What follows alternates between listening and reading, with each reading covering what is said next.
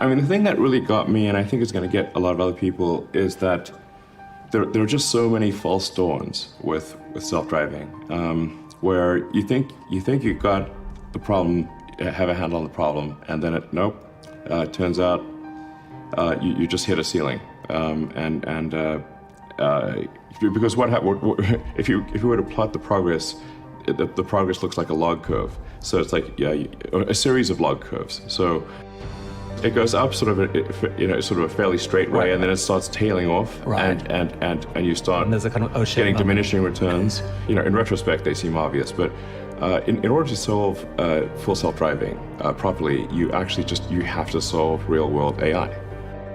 What are the road networks designed to work with? They're designed to work with a biological neural net, our brains, and with vision, our eyes.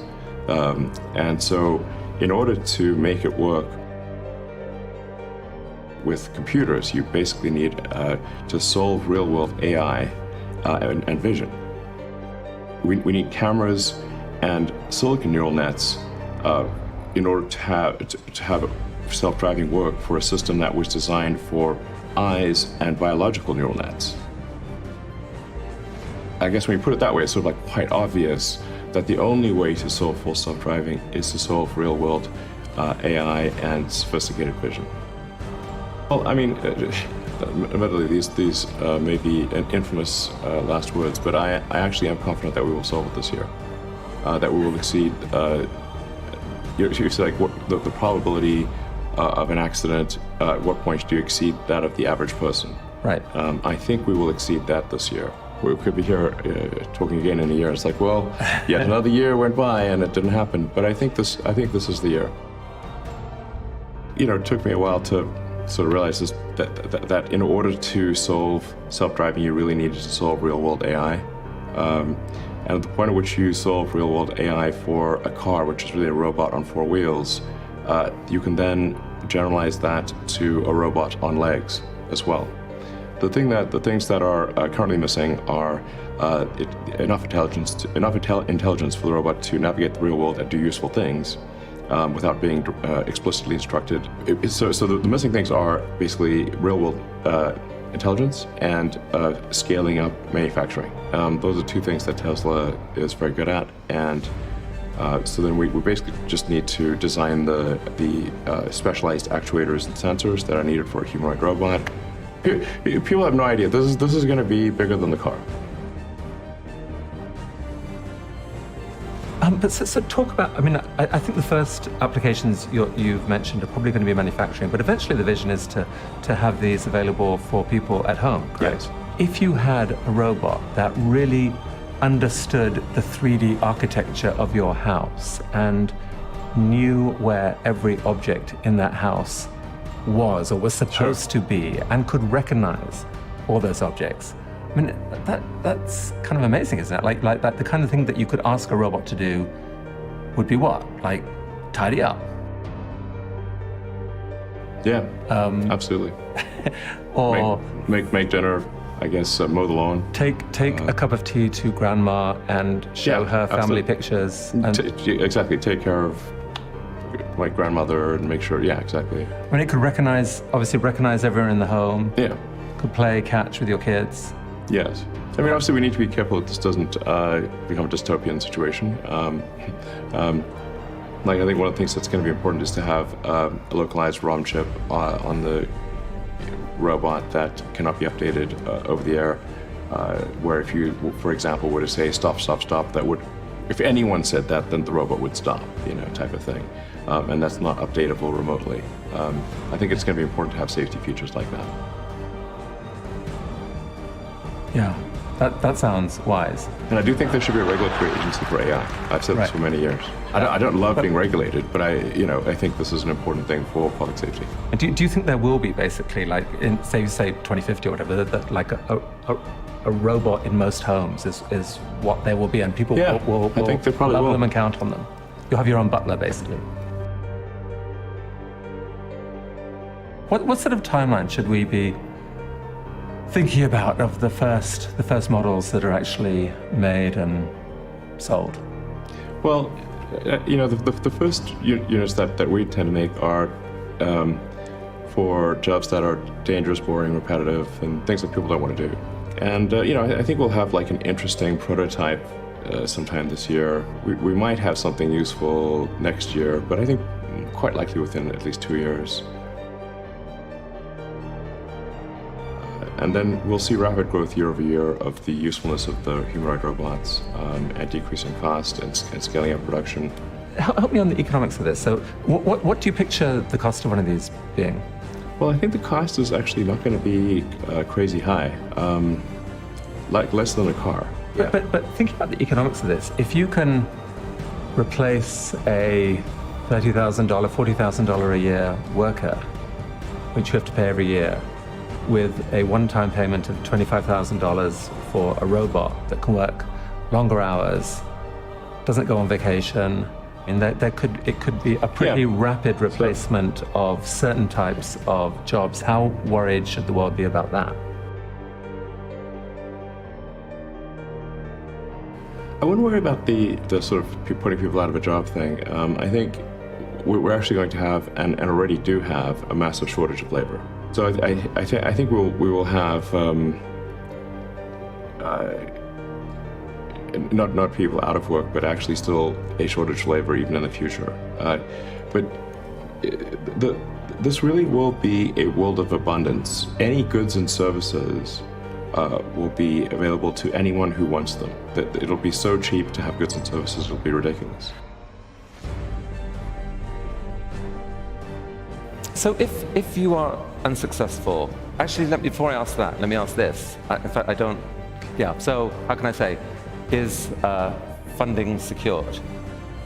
I have sufficient assets to complete the, it's not a forward-looking statement, blah, blah, blah. But I can do it if possible. Right.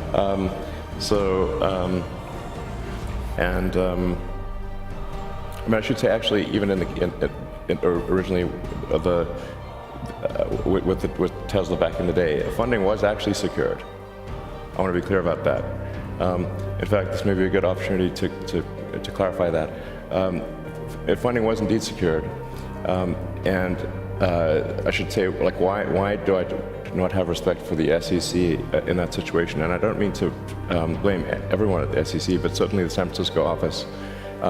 It's because the SEC knew that funding was secured, but they pursued an active public investigation nonetheless. At the time, Tesla was in a precarious financial situation, and I was told by the banks that if I did not agree to settle with the SEC, that the banks would cease providing working capital and Tesla would go bankrupt immediately.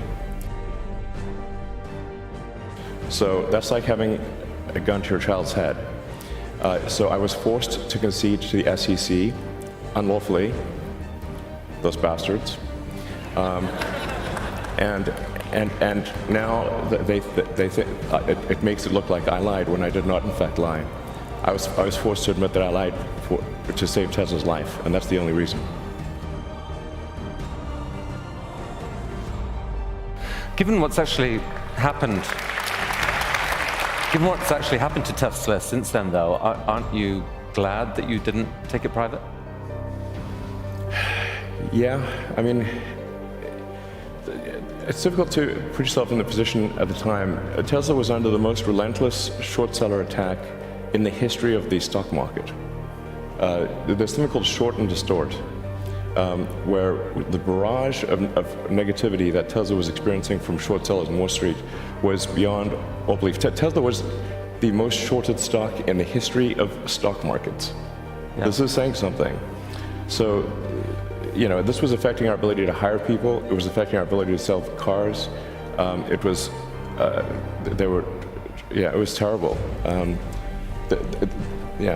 They wanted Tesla to die so bad they could taste it. Well, most of them have paid the price. Yes. Where are they now?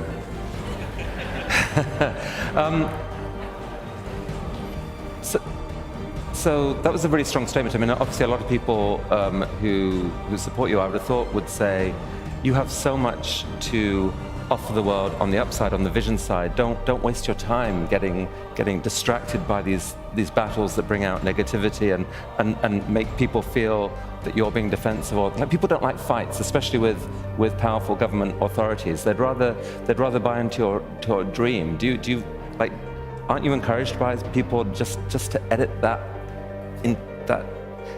temptation out and go with the bigger story? Well, I mean, I would say, like, I'm somewhat of a mixed bag. I mean. Well, you're a fighter, and you don't like to lose, and you are determined that you don't. Basically, I mean, you are. Sure, I don't like to lose. I'm not sure many people do. But the truth matters to me a lot. Really, like, sort of pathologically, it matters to me. Okay, so you don't like to lose. If in this case you are not successful in, the board does not accept your offer, you've said you won't go higher, is there a plan B? There is.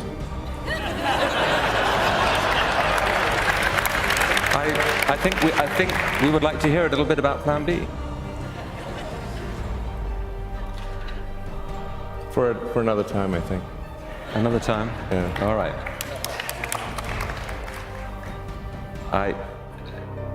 That's a nice tease. All right. So I would love to try to understand this brain of yours more, Elon. If, with your permission, I'd like to just play this. This is the. Oh, no, actually, before we do that, here was one of the thousands of questions that people asked. I thought this was actually quite a good one. If you could go back in time and change one decision you made along the way, do your own edit button, which one would it be and why? Do you mean like a career decision or something? Just any decision over the last few years, like your decision to invest in Twitter in the first place, or your anything.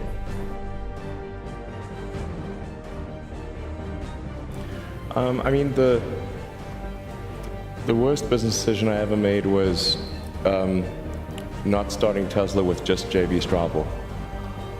By far the worst decision I've ever made is not just starting Tesla with JB. That's the number one by far. All right, so J.B. Straubel was the visionary co-founder who was obsessed with and knew so much about batteries. And your decision to go with Tesla, the company as it was, meant that you got locked into what you concluded was a weird architecture now of this. There's a lot of confusion. Tesla did not exist in any. Tesla was a shell company with no employees, no intellectual property when I invested. But a false narrative has been created by one of the other co-founders, Martin Eberhard. And I don't want to get into the nastiness here, but I didn't invest in an existing company. We created a company. Yeah. And ultimately, the creation of that company was done by JB and me. And unfortunately, there's someone else, another co-founder, who has made it his life's mission to make it sound like he created the company, which is false. Wasn't there another issue right at the heart of the development of the Tesla Model 3, where Tesla almost went bankrupt? And I think you have said that part of the reason for that was that you overestimated the extent to which it was possible at that time to automate a factory. Huge amount was spent kind of over-automating, and it didn't work, and it nearly took the company down. Is that fair? I mean, first of all, it's important to understand, like, what has Tesla actually accomplished that is most noteworthy. It is not the creation of an electric vehicle or creating an electric vehicle prototype or low volume production of a car. There have been hundreds of car startups over the years, hundreds. And in fact, at one point, Bloomberg counted up the number of electric vehicle startups, and I think they got to almost 500. Yeah. So the hard part is not creating a prototype or going into limited production. The absolutely difficult thing, which has not been accomplished by an American car company in 100 years, is reaching volume production without going bankrupt. That is the actual hard thing. The last company, American company, to reach volume production without going bankrupt was Chrysler in the 20s. Right. And it nearly happened to Tesla. Yes, but it's not like, oh, geez, I guess if we'd just done more manual stuff, things would have been fine. Of course not. That is definitely not the case. We basically messed up almost every aspect of the Model 3 production line, from cells to packs to drive inverters, motors, body line, the paint shop, final assembly, everything. Everything was messed up. And I lived in I lived in the Fremont and Nevada factories for 3 years, fixing that production line, running around like a maniac through every part of that factory, living with the team. Yeah. I slept on the floor so that the team who was going through a hard time could see me on the floor. That they knew that I was not in some ivory tower. Whatever pain they experienced, I had it more. When you looked around the Gigafactory that we saw images of earlier last week, and just see where the company has come, I mean, do you feel that this challenge of figuring out the new way of manufacturing, that you actually have an edge now, that it's different, that you've figured out how to do this, and from those 3 years won't be repeated. You've actually figured out a new way of manufacturing. At this point, I think I know more about manufacturing than anyone currently alive on Earth. Tweet that. Yeah. I can tell you how every damn part in that car is made.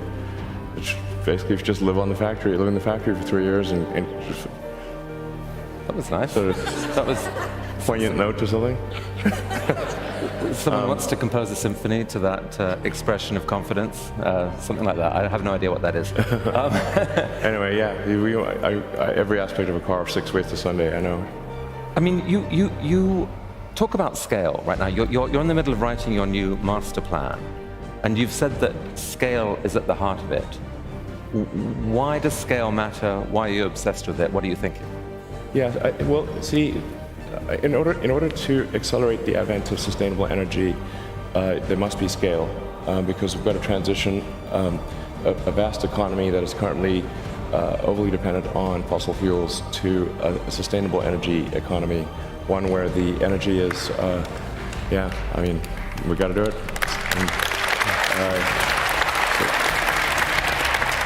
So the energy's got to be sustainably generated with wind, solar, hydro, geothermal. I'm a believer in nuclear, as Isabel, I think, gave a talk about, and then you since solar and wind is intermittent, you have to have stationary storage batteries, and then we've got to transition all transport to electric. If we do those things, we have a sustainable energy future. The faster we do those things, the less risk we put to the environment. So sooner is better, and so scale is very important. It's not about press releases. It's about tonnage. What was the tonnage of batteries produced, and obviously done in a sustainable way? And our estimate is that approximately 300 terawatt hours of battery storage is needed to transition transport, electricity, and heating and cooling to a fully electric situation. There may be some different estimates out there, but our estimate is 300 terawatt hours. Yeah.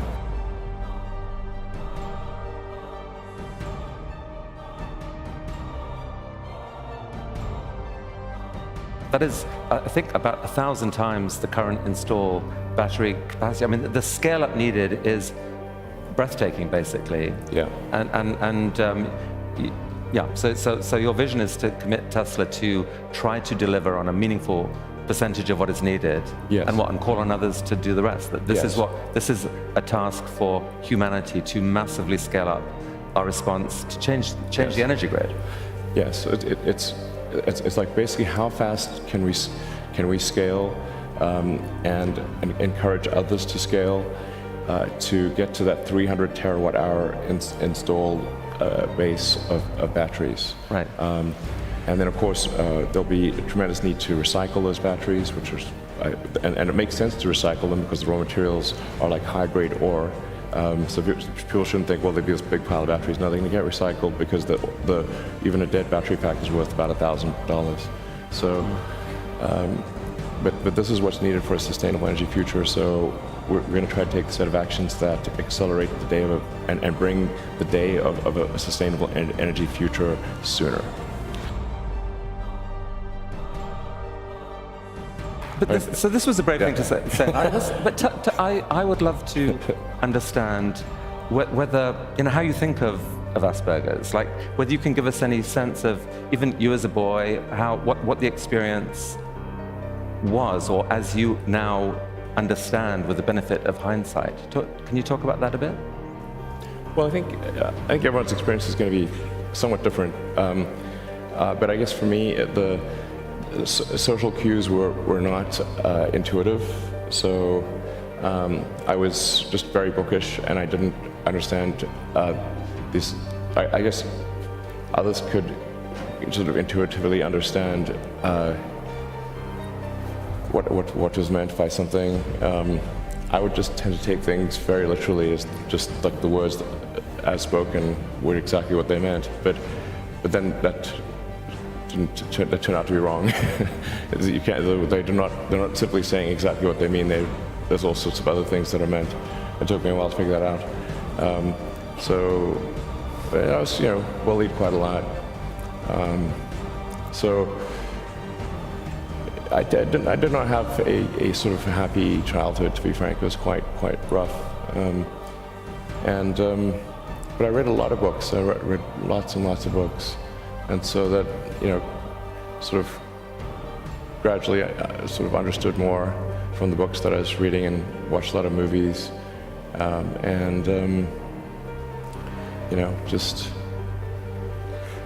But it took me a while to understand things that most people intuitively understand.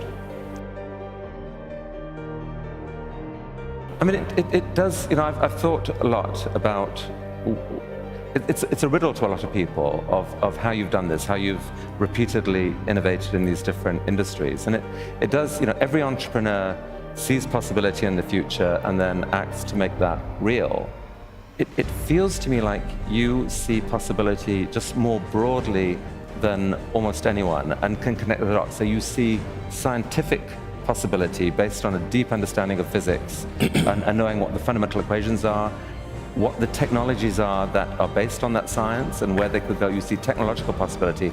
And then, really unusually, you combine that with economic possibility of like what it actually would cost. Is there a system you can imagine where you could affordably make that thing?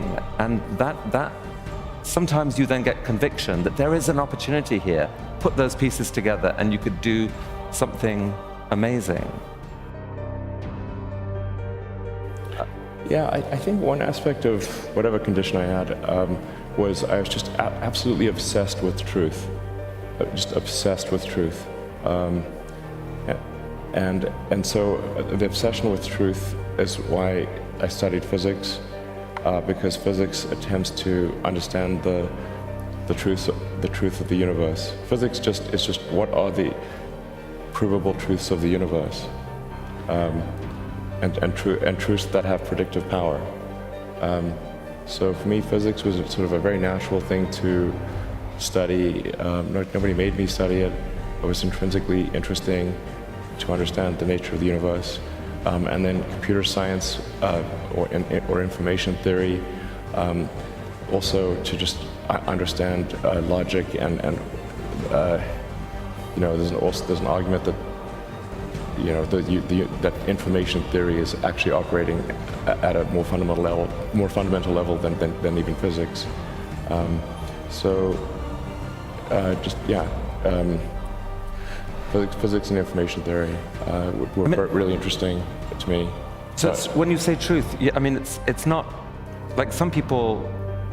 So what you're talking about is the truth of the universe, like the fundamental truths that drive the universe. It's like a deep curiosity about what this universe is, why we're here, simulation. Why not? You know, we don't have time to go into that. But I mean, you're just deeply curious about what this is for, what this is, this whole thing. Yes, I mean, I think the why of things is very important. I actually, when I was, young teens, I got quite depressed about the meaning of life, and I was trying to sort of understand the meaning of life, reading religious texts and reading books on philosophy. I got into the German philosophers, which is definitely not wise if you're a young teenager, I have to say. Can be a bit dark. Much better read as an adult. And then actually I ended up reading The Hitchhiker's Guide to the Galaxy, which is actually a book on philosophy, just sort of disguised as a silly humor book, but actually it's actually a philosophy book. And Adams makes the point that it's actually the question that is harder than the answer. He sort of makes a joke that the answer was 42. That number does pop up a lot. And 420 is just 10 times 42. 10 times more significant than 42. Okay. There's you make a triangle with 42 degrees and two 69s.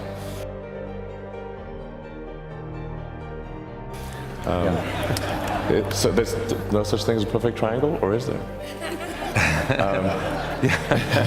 But even more important than the answer is the questions. That was the whole theme of that book. I mean, is that yes, basically how you see meaning then? That it's the pursuit of questions. Yeah. So I have a sort of a proposal for a worldview or a motivating philosophy, which is to understand what questions to ask about the answer that is the universe, and to the degree that we expand the scope and scale of consciousness, biological and digital, we will be better able to ask these questions, to frame these questions, and to understand why we're here, how we got here, what the heck is going on.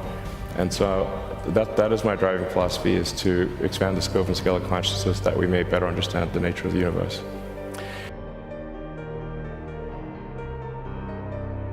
It's not as if it's a done deal. Like it's all to play for. Like the future may be horrible. Still, there are scenarios where it is horrible, but you see a pathway to an exciting future, both on Earth and on Mars and in our minds through artificial intelligence and so forth. I mean, in your heart of hearts, do you really believe that you are helping deliver that exciting future for X and for others? I mean, I'm trying my hardest to do so.